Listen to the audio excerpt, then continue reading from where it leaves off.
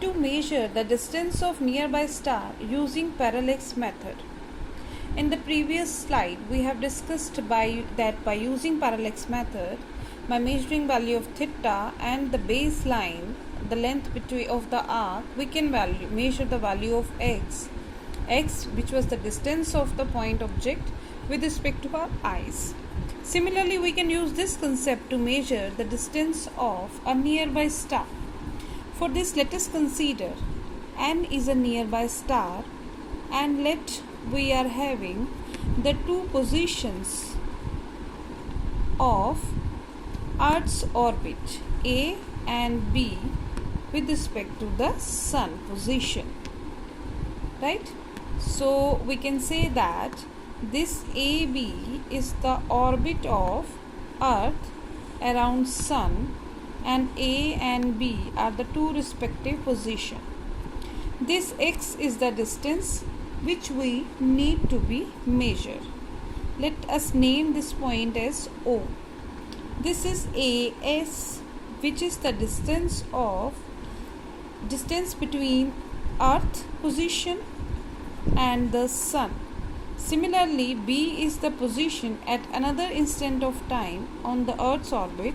So this is also the another position of Earth, and this is the position of Sun. So this will also be the distance between the center of Sun and Earth.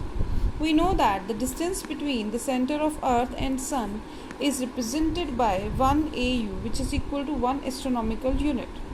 So it means in this case the arc length AB will be equal to 2 into AU, which is equal to 2 AU is equal to AB. Now, for such cases, it is very difficult to measure the angle theta, because we need to measure theta and the base value we come to know that is equal to 2 AU. Now, how to measure this angle theta?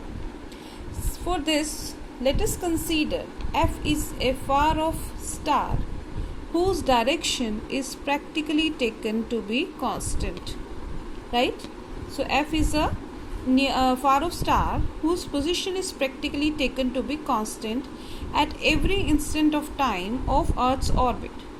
It means when we view that star from the position A, its position is fixed, and after 6 months, suppose after a half period of orbits at position B, when Earth is at position B, its position is just vertically upward again, having the same direction with respect to the position B.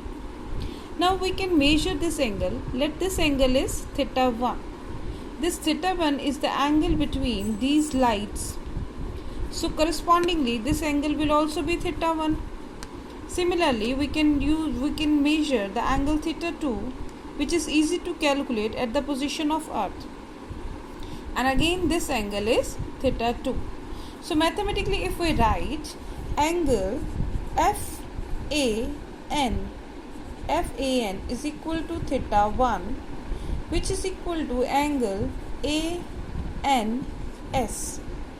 Similarly, we can write angle FBN is equal to theta 2 is equal to angle BNS, right?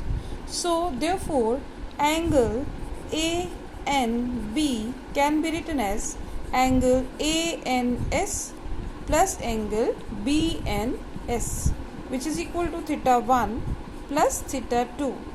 Let me write is angle theta. So here we come to know the value of theta. So using that relation, theta is equal to arc upon radius. What is arc here? Arc is AB and radius is x. X is the distance of the nearby star from the position of Earth, right? So we can find out here x is equal to AB, which is equal to 2 AU upon theta 1 plus theta 2. So knowing the value of theta 1 and theta 2 and putting the value of AU, we can find out the distance of nearby star. I will make a point clear that here A and B are the two positions from which this object are seen. So this will be considered as the base as I have explained in the parallax method.